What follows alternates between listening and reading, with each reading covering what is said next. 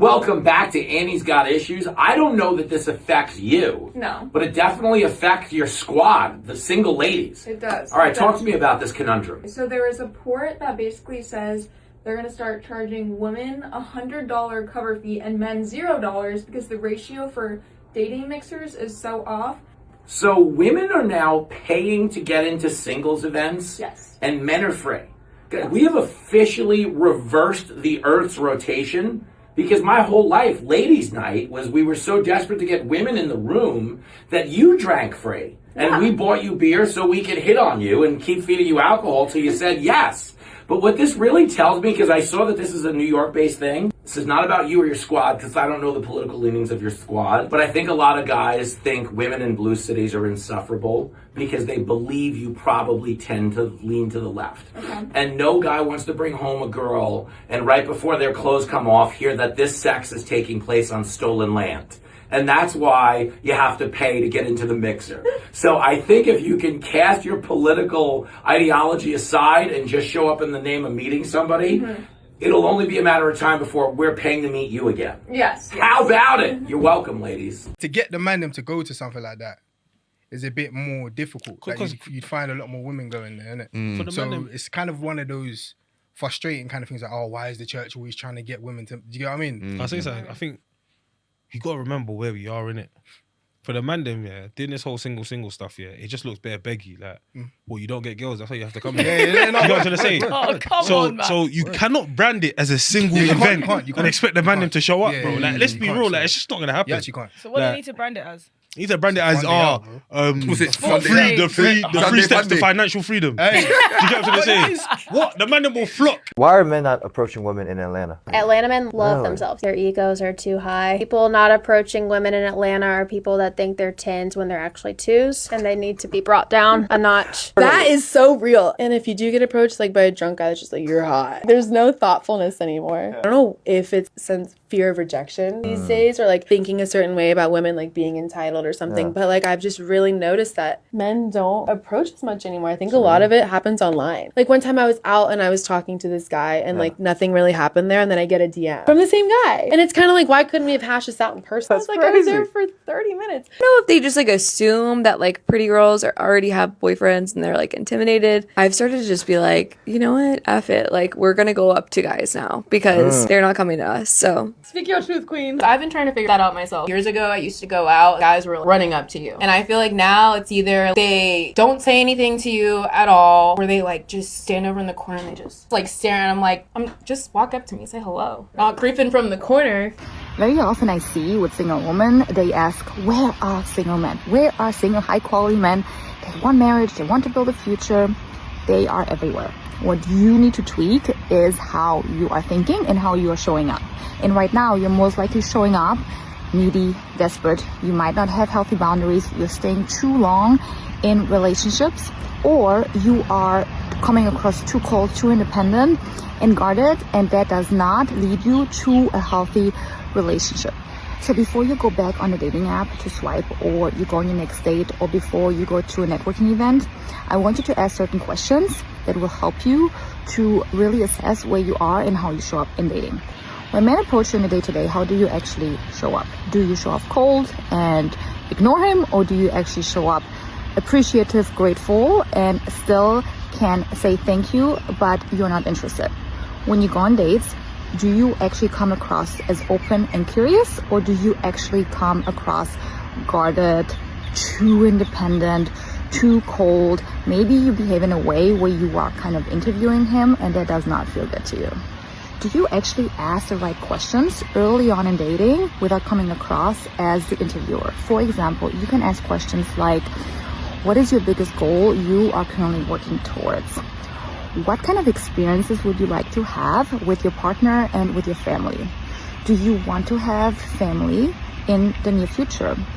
What are the things you enjoy most after work or on the weekends? That gives you an insight of goals, values that are aligned with your goals and values. Do you maybe have a dating pattern and you feel like you don't want to date the same type of men you've dated in the past because they did not serve you, or because you leveled up, that you want to attract a different kind of partner? And if you're tired to figure this out on your own and trying to guess why you have not attracted your dream man yet, I work with one-on-one single ladies just like you. And I'd like to invite you to book a consult call with me. The link is in my bio. And in the 30 minutes, I'll give you your action plan you can implement right away. And by the end of the call, we'll decide together if this program is the right fit for you. Tell me the most pettiest reason you cut someone off. I'm talking no contact with the swiftness. Told him preemptively I have seizures, and he proceeded to call me shake and bake.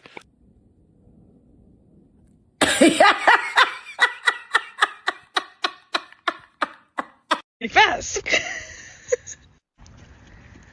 Oh yeah. Oh no. She's gonna be a victim. You know, I don't think speed has anything to do with this. You know, like that might have been full effort maybe, but full speed? That wouldn't even be like moderately fast for running uphill and she's on flat ground. She running like she got a movement speed debuff. Sis, can I share something with the women of God today? Too many women are going to churches where the first lady, the pastor's wife, is more out of order than any woman in that church. So many of you are going to a church where a pastor wants to tell you the truth, but he can't because his wife is the biggest Jezebel in the church. I have found in my work in this wife school that women of God are the absolute worst. You think because you can pray and because you've had a couple of miracles or signs and wonders happen when you pray for somebody that you know more than your husband. And now you have all the other women in the church acting as rebellious and Jezebelic as you are. Your husband makes a decision and he don't know if he can get it to go through unless he gets you on board because you think that you're the head. You think that you run the church. And so now we have all these women in the churches that are telling you things about grace and about how a husband doesn't supposed to dominate and that we're supposed to lead. Sis, you are not a co-head of your home or a co-head of that church. You are a Jezebel demonic spirit operating in a body of a woman of God because you refuse to submit to your husband. Now all the women are watching you, and there's a scripture that talks about it, that the blood will be on your hands. So not only do you not submit to your husband, you have other women in the church not submit to their husbands because they watch you.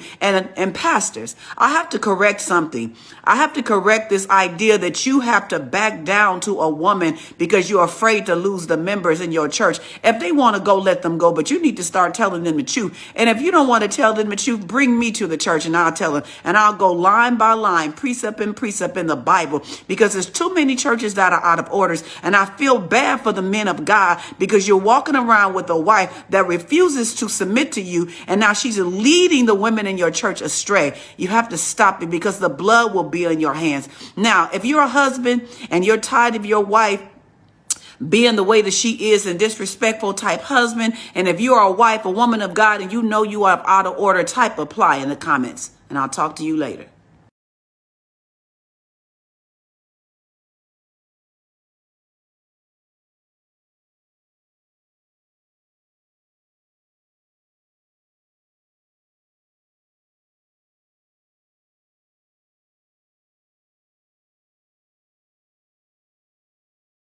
Nobody believes in your ability to pull women than a woman that already likes you. Like, she catch you scrolling on Instagram, she be like, oh, so you're texting her. Like, Beyonce? God, please give me patience, because if you give me strength, I'm going to need bail money. I learned that racism is passed down generationally, so it's internalized, which makes sense. I was walking home, it was late at night, and this black guy walks towards me. And instinctively, I grab my purse, even though logically, I know he's not for sale. He did steal my wallet, though. Unpopular opinion. A lot of women put their faith and trust inside of everybody around them except for their man, who they should actually trust the most. You go to your best friend and you confide in her and you take her advice and her criticism without any kind of pushback and or negativity because you trust that she has your best interest at heart at all times. You go to a restaurant, you don't go to the back and try to tell the chef how to do his job because you trust that he's going to prepare your meal in the manner that it should be prepared. When you go to the nail salon and you go get your nails done, you've been painting nails since you was probably 7 years old, but you don't tell sis how to do her job because you trust that she knows what she's doing. When you go get your hair done at the hair salon, you don't try to tell your stylist what to do and how to do it, even though you do your hair every day and you've had that same head of hair all of your life. You trust that they know what they're doing. When you go to work, you deal with your manager and you just trust that whatever they're doing, whether you like it or not, is for the good of the company. But when it comes to your man, you don't trust him. Crazy. All of a sudden, you now are the master of leadership and you know everything there is to know about leading. But that's whenever you should be trusting him to do his job and lead you. Stop acting like you know everything, baby, and trusting everybody but him. Give that man a little bit of credit and trust that he's going to lead you in the right direction. You're talking to a wall. They won't listen to that. I've seen so many videos where people are like, well, how are you going to listen to your boss but not listen to your husband? And you know what they say? Well, they're getting paid. So money is more important.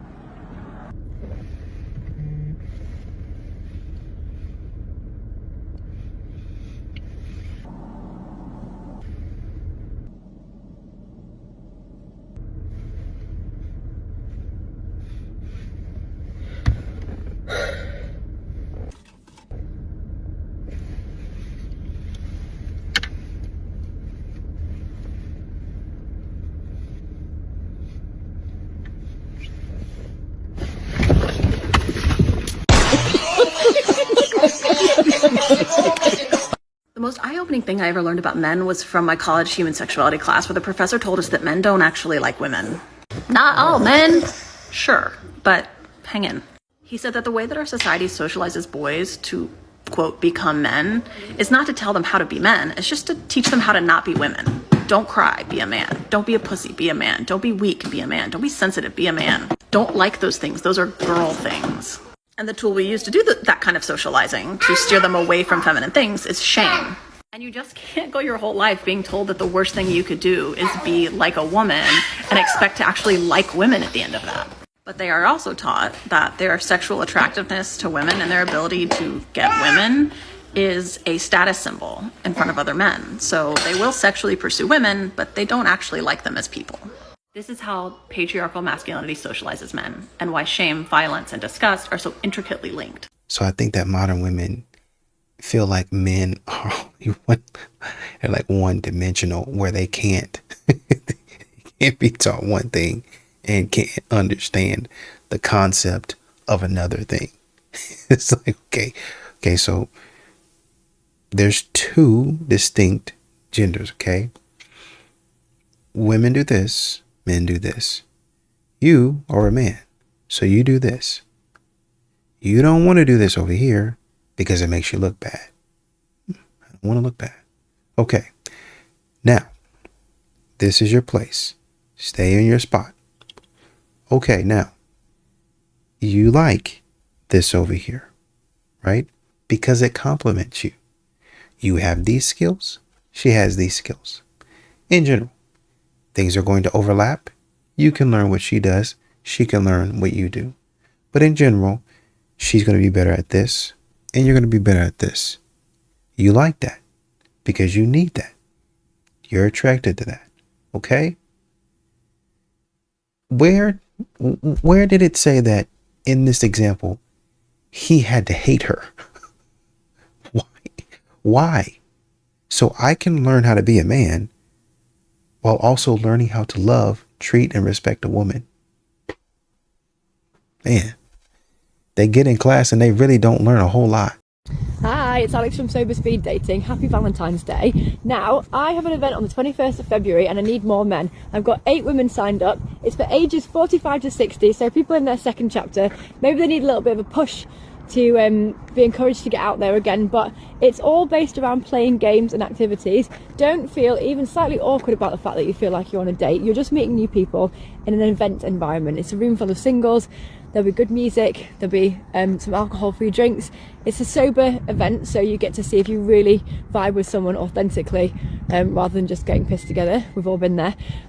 So yeah, links in the bio to join. The 5th person who signs up is going to get their ticket free. So if you know a guy or a friend or a dad or a brother or an uncle who might be interested in dating, who needs to get their toe dipped in the water again, who might enjoy playing games for a few hours and meeting some new people, then send them my way. If she's going out, it's a deal breaker for me. Huge red flag. Same that for me, it's a deal breaker. I totally agree. Why Why is that a deal breaker? Is it because it makes you insecure? It has nothing to do with insecurity. It's What just is it? this is a dream world hypothetical scenario. Girls really don't be hitting up guys like this. Would you be okay with your long-term monogamous partner going to a nightclub, bar, or party type environment where throughout the course of the night he's going to get approached, flirted with, and sexually pursued by numerous attractive women, some of which are more attractive than you and could potentially be a better partner than you, and these women are buying him drinks, getting him drunk, and enthusiastically want to sleep with him that night and steal him away from you? You're going to tell me you'd be okay with that? No, not with that. Definitely no. So you can see how this can be a little contradictory, because none of you would be okay with it, right? But then you say guys should be okay with girls going out all the time. We were receiving criticism for saying like it's a deal breaker if a girl's regularly going to clubs without us. That situation that he just described, that you guys wouldn't be okay with happening to your boyfriend, that happens to women all the time. Think about it. Women Which getting is hit on. why we're saying we're not okay with our long-term partners putting themselves in situations like that. So, but I don't like that you put the fake flower in your vest trying to make it look better than what it was. Yeah. I don't like that you brought a fake briefcase. There's probably nothing in there. And it's I got triggered. That kind of idea. She said fake flower. Is that hair of yours real, babe? I get it. You feel me? I've dealt with, you feel me, Chicago women most of my life. You okay? You feel me? Me and your brother probably sound alike because we done been through the same struggles. You feel me? But this man, respectful behavior needs to be studied, because I don't know any man around that will sit in front of a woman disrespectful like that and still be respectful. I could respect that. I just wanted to know what you was thinking about. That's all that was. just weird talking to my little brother. So No problem. You can't say little. We the same age, darling. Let's be respectful. you sound like him though. So is this exactly how you feel about your little brother as well? Wow, amazing. I'm sure he's a very proud brother. That's So because we talking- from the same place. So you don't like No, you don't it's like not. people from your hometown. I never said and that. that's respectful. I can respect I just want a man with a higher vocabulary. Not only she doesn't like people from the same place, she basically said that she doesn't like her own brother. And she's insulting her own brother, saying that he sounds like her own brother. Girl. Speak a certain type of way, but I've searched for education. I have a bachelor's degree. fine. You feel me? What I do right now, I work with people every day. So I don't want you to just throw shade on hood niggas in general. wasn't throwing 'cause shade. Girl, you was throwing shades big time. And by the way, people from the hood that managed to get themselves out of the hood, they're way smarter than people that just grew up in the city. Because they've been through things. They know better. They've seen life. And that's why it's very important to respect your dad, to respect your mom, to respect your brother. If you have none of that, you turn up like this woman. If you was my sister, I would teach you respect. And the worst part about all of this is she wouldn't quit talking. Just wrong on every front, and just wouldn't quit talking. Just wouldn't quit being disrespectful. So there was this modern woman online, and she was saying that as a boss babe and a woman who is a boss, she feels like a lot of men don't want to date or be with her. And she's like, what's going on? Do men just want to be with bums? Women who are bums? So I'm going to answer her question. Men don't want to be with bums. And the issue is not so much you being a boss babe. The issue is the mentality that comes behind being a boss babe. So when women are very much bosses and they're getting their money up, there's really no room for a man. There's no room in your mind to cater to a man. There's no room in your mind to want to understand a man. There's no room in your mind to actually want to be an asset to a man, because you're too busy being a boss babe and being an asset to yourself and making sure that you get your money. And then what winds up happening is that you go out and you buy this designer, you buy this luxury car, you live, well, whatever the case may be. And then you start having this mentality of, I don't even need a man. Or if a man is going to come in my life, he's going to have way more than me, and he better be doing more for me than I am for him. So it becomes very transactional, and a lot of boss babes don't understand that. So straight off the bat, you're like, oh, well, if I have a Gucci bag, he better be buying me a Louis bag. He better be coming in and paying all the bills. Like, if he wants to be with the caliber woman of me, because what boss babes, quote unquote, don't realize is that they put a lot of their value in the materialistic things that they have and the money that they have. But women don't seem to understand that men don't really care a lot about that. They first care about, are you feminine? They first care about, are you going to cater to me? They first care about, are you going to let me lead? They first care about, are you going to come underneath my leadership and not give me a hard time about it? So when you're being a boss babe, you're thinking about the transactional. I have all this stuff that I accumulated myself, so he better come in a picture and give me even more than what I have, and the standard is up here, and he better meet, and if he don't, then I don't need a man.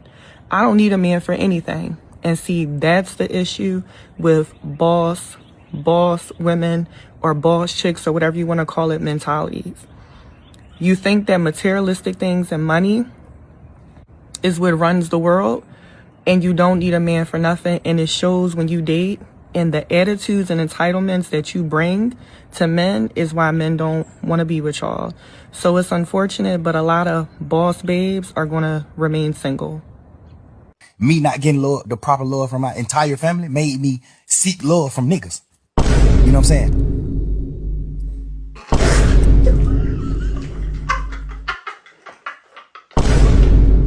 I had an affair. Spoiler alert, it wasn't her fault.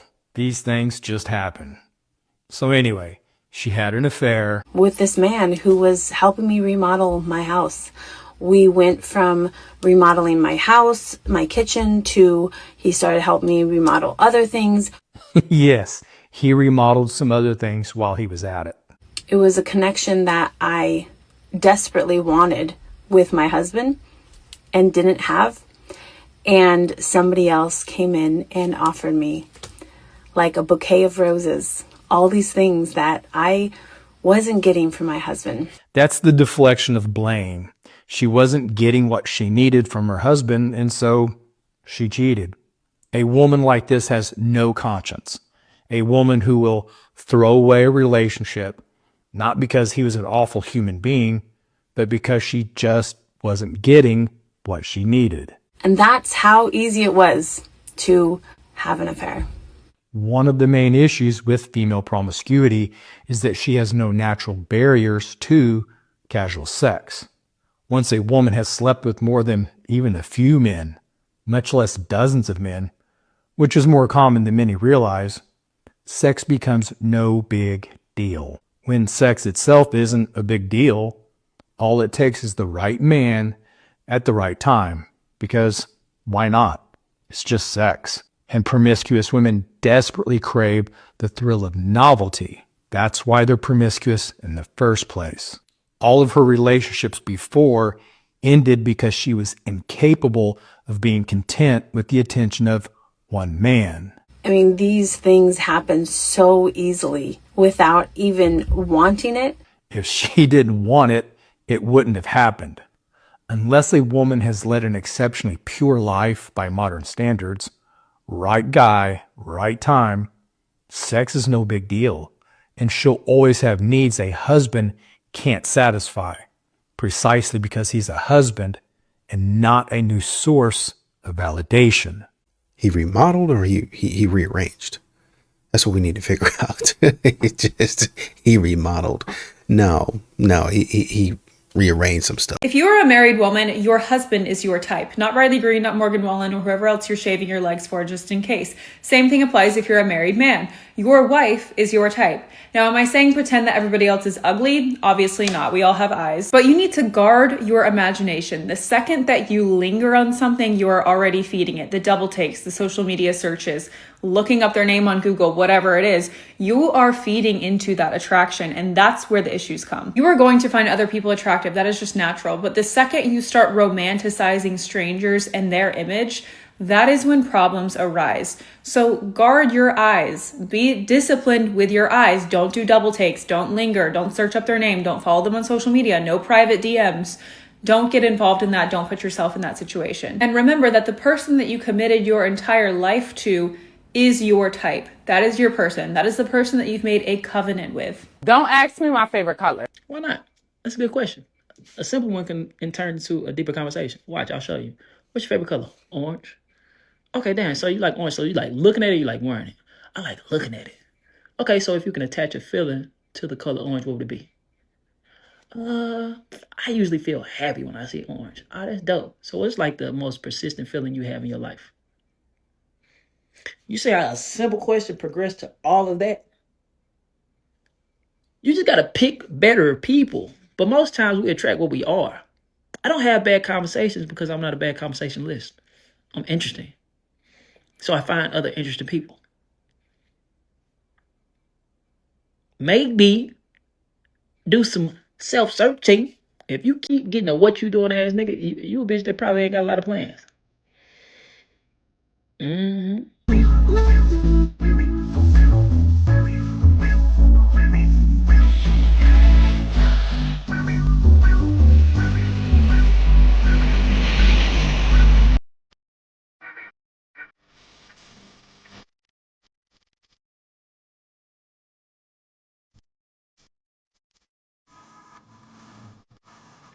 That's how it works out the best in a relationship. That is my position. So what is your argument to that? My argument is that I don't think you actually like women. I think you like men. Because the way you talk about men, you're I think I'm gay. You think I'm gay? Yeah. What's wrong with being gay? Nothing's wrong with being gay. So why are you using it in a pejorative sense then? I'm not using it. I think I You know, this is the thing with progressives that's very interesting. If I was actually gay, you would never actually call me gay because you would be canceled for doing that. The only reason you're calling me gay is because you know I'm heterosexual and you're not going to deal with any social consequences for calling me gay. That's what progressives do every single time, and I know the game. So I love it when you guys come in here and say, I'm all for everybody having rights and privileges, and I'm all about egalitarianism and equality. But then you go ahead and say that I'm gay. But the only reason you feel comfortable saying that is because you know I'm not gay. But if I were, you'd be fucking canceled. That's why you feel comfortable saying that I'm gay. Listen to this lady from Ireland. Do you know what annoys me lately? Is all this boss bitch, bad girl, energy vibes.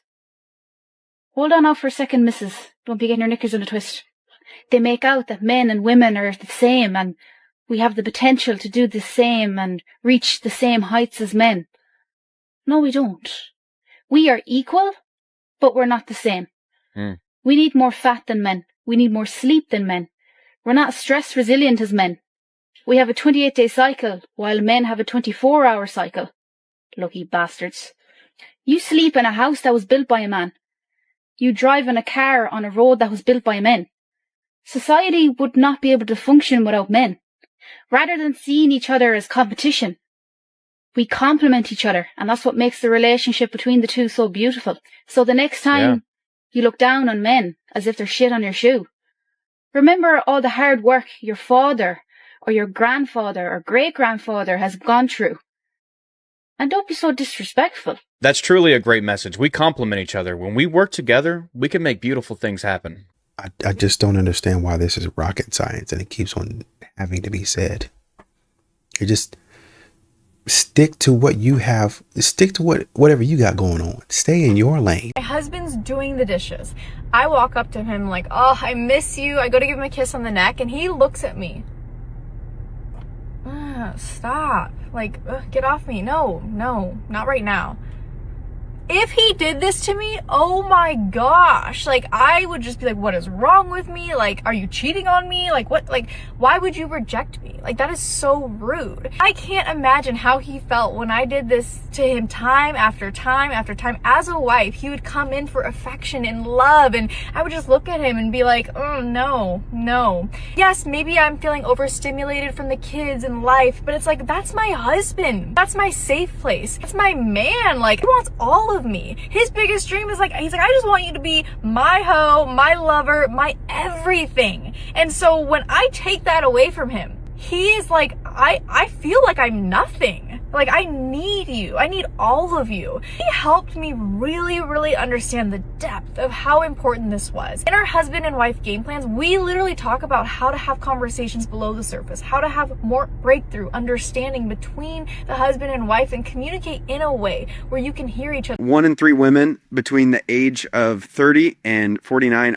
are single. We have a lot of women that are prioritizing career over family. They're prioritizing themselves over getting married, having a husband, having children. There's a real lie of feminism that's just sweeping the nation. Women want to buy into it. It is wild. And they sit on social media and attack men all day. This is the most progressive, liberal, feminist generation of women in the history of the United States of America. They don't want to get married. They don't want to have kids. They're all Democrats. If you are always going to be the boss babe, please don't get married. If you want to be the boss babe who gets married and is this wildly independent career chick and have kids, you're going to ruin that kid. That kid is not going to get from their mother what they need from a mother. In addition, if you marry a man who is willing to let you be the boss, you will grow very tired of that man very quickly. He will feel like a pet or a little brother. You'll actually grow disdain for him. And any guy who lets you be the boss babe, he's a very weak, probably broken beta male. And he's going to let you go to work and make all the money and be the boss babe. And then he's going to be the guy who goes to the gym and is sleeping around and letting you pay for his Playboy lifestyle. And that's what you're going to end up with.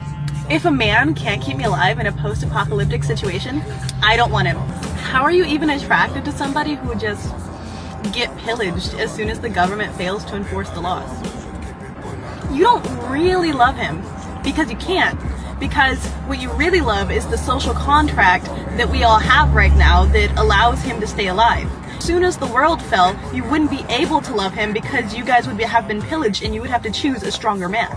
I would also go as far to say is as a man, you can't fight, you can't shoot, you can't grow food, you can't fish, and you can't figure out how to get us any of those resources. What are we doing here? If none of those needs are met, then I might as well just go be with another woman because at least I'll have emotional security and stability while I'm fighting for my life with a lack of provision and stability. So instead of going out there and finding the strong man, instead of saying, well, if you're going to do all of this to me as a weak man, why don't I just go get a Chad or Tyrone? You know, they take care of themselves. They're strong. They got a nice body. Why don't I just go for the man that, as a matter of fact, you know, there's going to be 15 women to one man.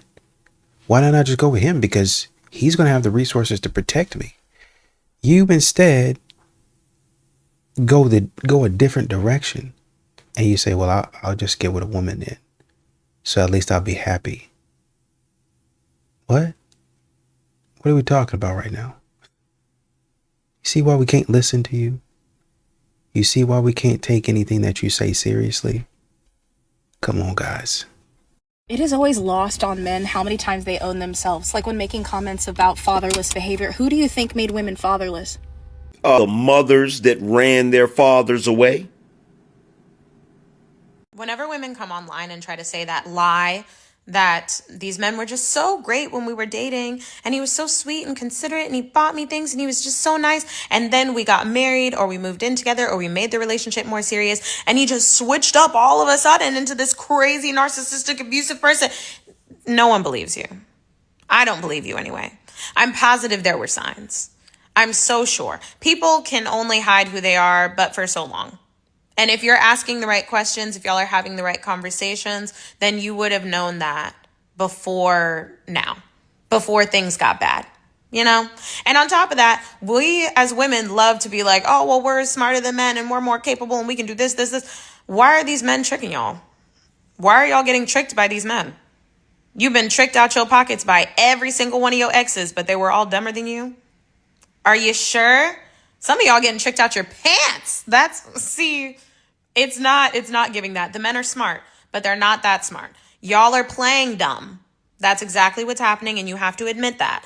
And even if you don't, we're all going to think it. All that to say, I don't think that these men really be switching up on y'all.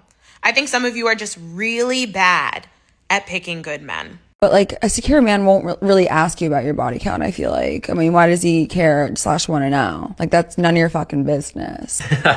Yeah, no, let's not spread that narrative. A man's not going to ask about your body count because he's insecure. He's going to ask because your past reveals patterns. Knowing your body count isn't about shaming you. It's about knowing behavior. Every person you have been intimate with shapes how you view attachment, detachment, and commitment. If someone has had casual sex for years with plenty of different people, the amount of shaping that's been done is not going to magically disappear when you want to be serious with one person. When a man asks about your past, he's not trying to judge you, he's trying to understand what you've been practicing. And if you've been practicing detachment, that's pretty good for us to know before getting into a serious relationship. It's called long-term thinking. So if you have a problem with a man who wants to know your past, just say you have a problem with a man who does long-term thinking and doesn't gamble with patterns.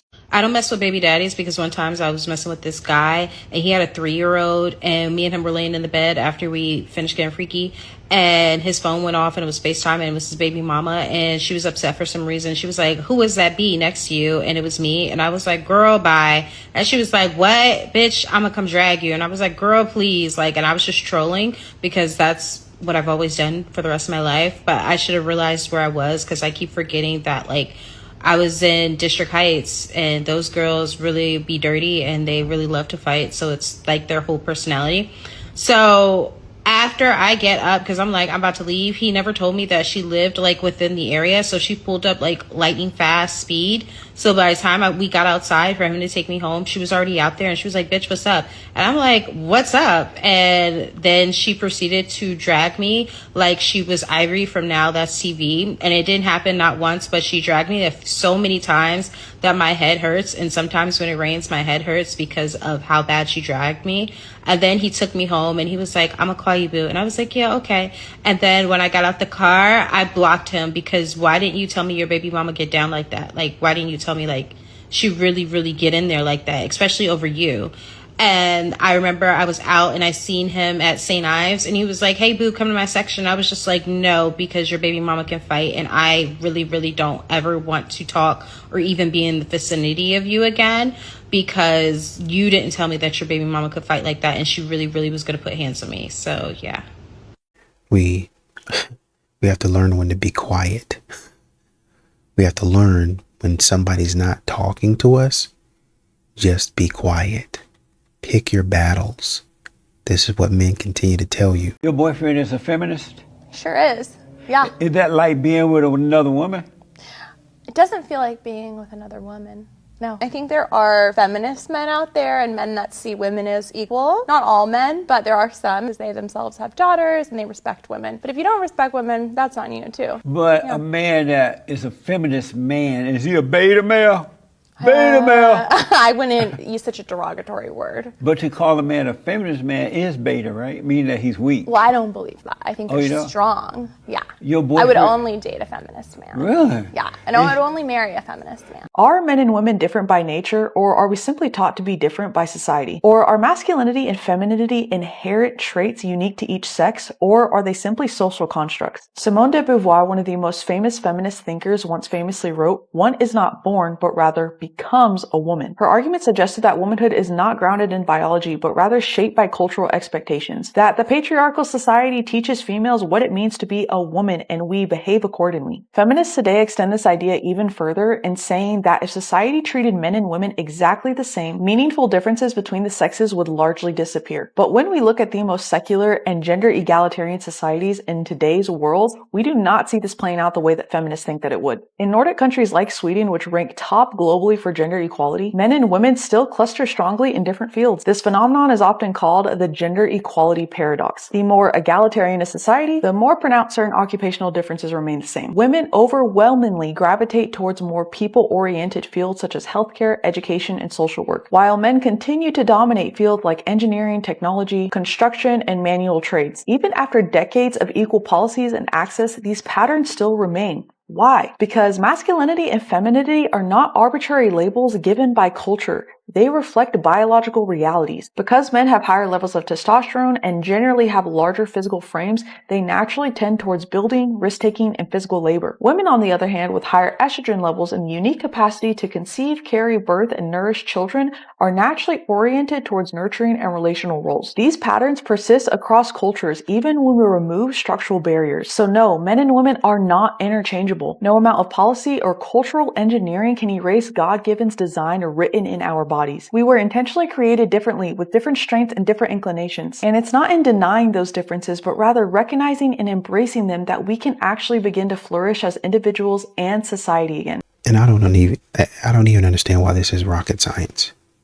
Somebody's fast, what's the first thing that they're going to be, people are going to suggest to them? Maybe you should run track because we need fast people in track. They're tall. Maybe you should play basketball.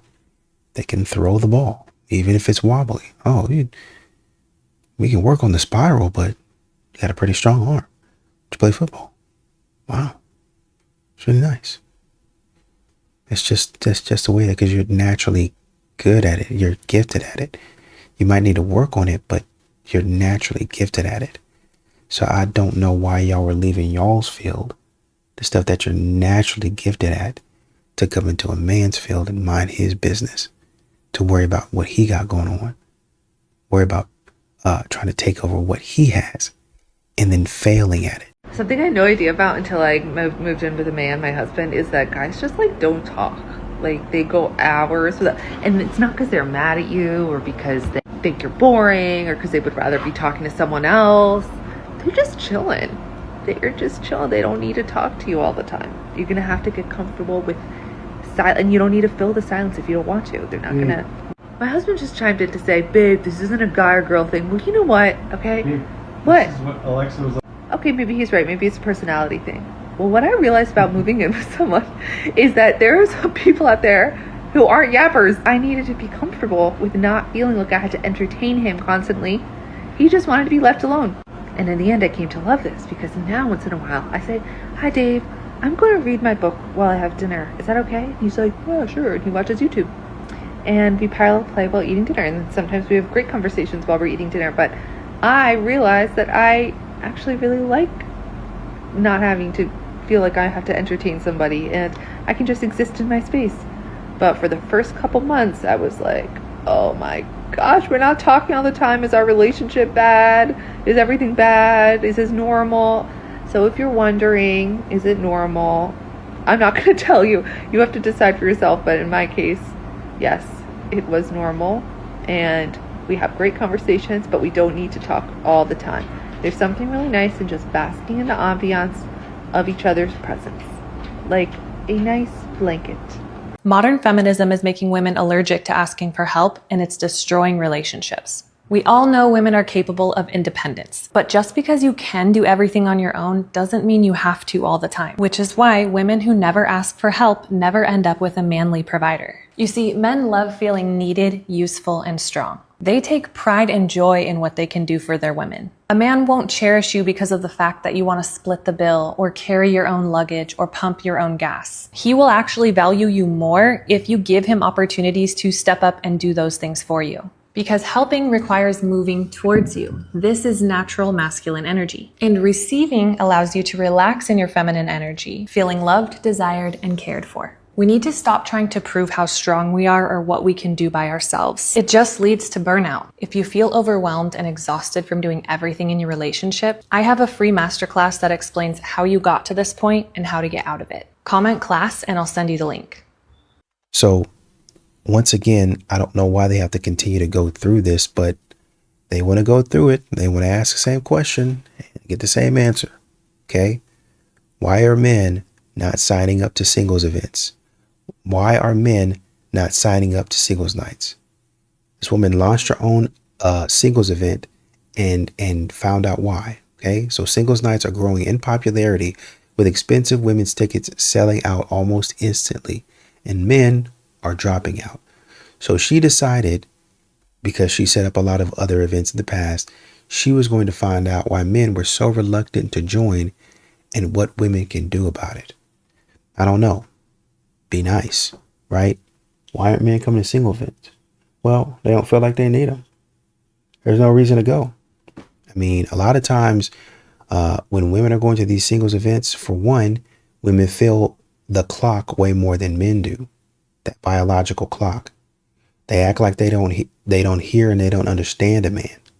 They act like a man didn't say nothing to them when it was like, hey, man, you you better start. Hey, you better keep your eyes peeled. Oh, I ain't going to do that, this and that. Trying to tell you, y'all act like biology isn't real. Y'all act like y'all don't want to have no family, but then you do, and all of a sudden, oh man, I gotta be out here. It's urgent. I gotta find a man in the next 2 or 3 years because I'm just, and y'all go into planning mode. Men don't feel that. Men are still building. Men say, well, you know, I started building in my 20s. I'm still working. I'm about 30 now, 27, 30 right now. And I'll probably be building my value on into my 40s and 50s. So, I mean, I got time. Whereas we were trying to tell you, go ahead and do the work. Go ahead and look for opportunities. See which one comes your way. So I'm not going to a singles event because I don't have that biological clock, to be quite frank. Y'all are out here scrambling around. Y'all are out here trying to go to these events, trying to find a man because y'all wasted y'all time. And you're not going to pull me off the lot and say, well, any man will do. I'm going to pick this. And then later on, when you have a child and we trying to raise a family, oh, this didn't serve me. I was desperate. And you try to get out of the marriage, wasting my time. No, I think I'll just stay home. Period. End of story. Another thing you have to look at is that for a lot of men, apps already work pretty much. So if you have a guy who is doing even halfway decent on the apps, why am I going to come outside? Why am I going to stand in the room and compete? Why am I going to stand in the room and look like an idiot? Right? Why would I expend so much energy? Well, because you want to be out. No, I don't. I'm looking for a mate. And if I can put in this amount of effort, if I can talk to multiple women from my couch, it's just smarter. I don't have to sit up in your face. You tell me how much of a dirtbag or a scum I am because you feel like you're better than me. No. Swipe, swipe, swipe. Oh, I like her. Swipe. That's all I have to do. And see who matches with me. We have a conversation. Now I'll come outside. Now I'll spend some money because it seems like we're going in the same direction.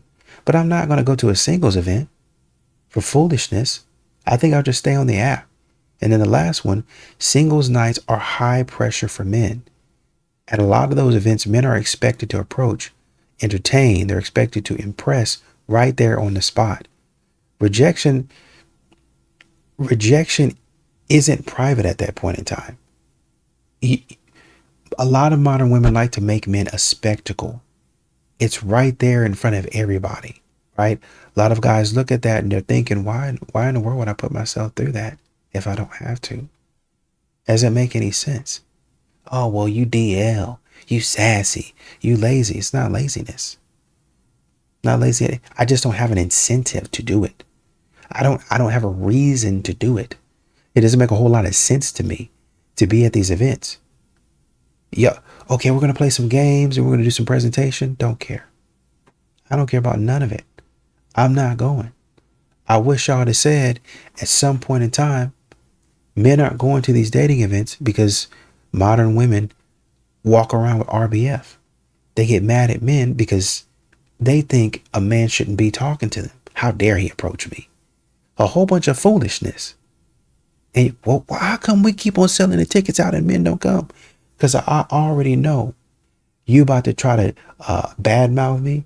You about to try to talk crazy to me, talk sideways. I'm thinking about a woman went there to a singles event. And then when a man tried to come up and talk to her and say, hey, how you doing? She was like, oh, why is he talking to me? I mean, I know it's a singles event, but why is he talking to me? I don't feel like talking to nobody. It's just stupidity. If you could boil all of that in a nutshell, I would even add that men aren't going to singles events because it's a bunch of stupidity going on.